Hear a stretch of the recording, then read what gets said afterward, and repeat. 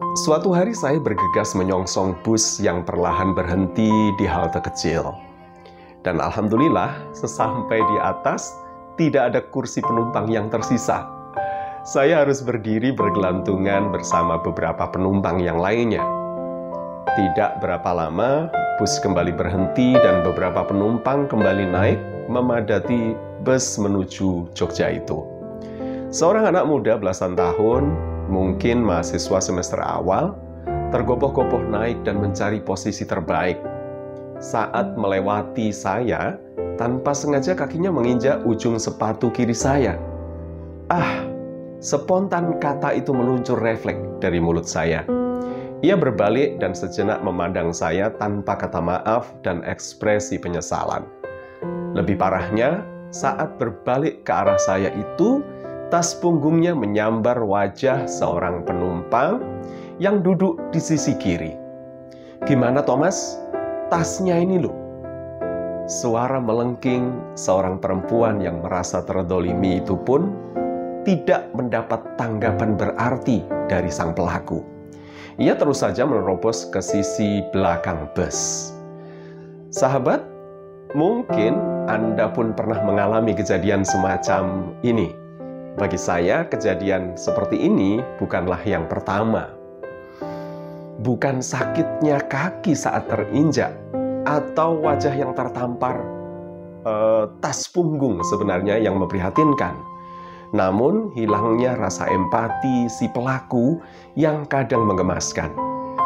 Begitu mahalnya kata maaf untuk menebus sebuah kesalahan kecil. Pada peristiwa serupa, pelaku memang mengucap maaf, namun tanpa perasaan menyesal.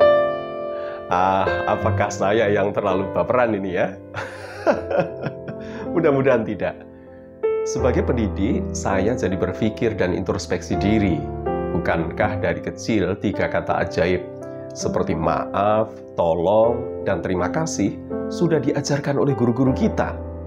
Mungkinkah pengenalan kata ajaib itu selama ini hanya dilakukan melalui kalimat cerita tanpa penekanan dan latihan sikap?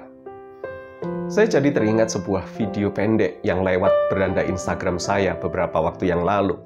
Video yang menunjukkan sebuah simulasi anak-anak usia taman kanak-kanak di sebuah bus. Tentu saja busnya adalah ruang kelas mereka. Dan bangku penumpangnya adalah kursi mungil mereka saat belajar. Ini hanya sebuah simulasi. Dalam video itu, sopir yang juga salah satu dari siswa TK itu menghentikan bus.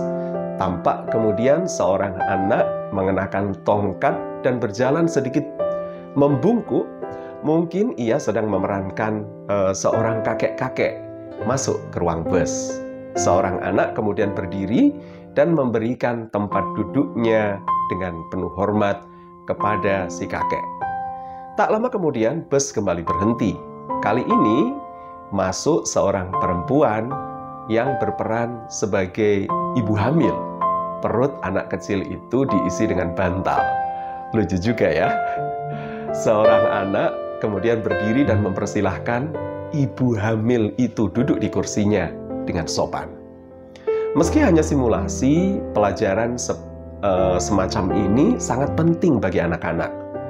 Penguatan dan apresiasi kita pada anak-anak yang berperan menyerahkan kursinya pada mereka yang lebih membutuhkan akan menjadi sebuah pembelajaran yang sangat mengesankan bagi anak-anak. Maka pelajaran 3 kata ajaib, khususnya meminta maaf, akan lebih baik pula jika dibuat simulasi yang menyenangkan. Karena yang lebih penting sebenarnya bukanlah semata-mata kata maafnya, tetapi juga sikap menyesal dan cara mengungkapkannya. Dengan sikap yang simpatik tentunya. Saya, Kak Adi Kitana. Assalamualaikum warahmatullahi wabarakatuh.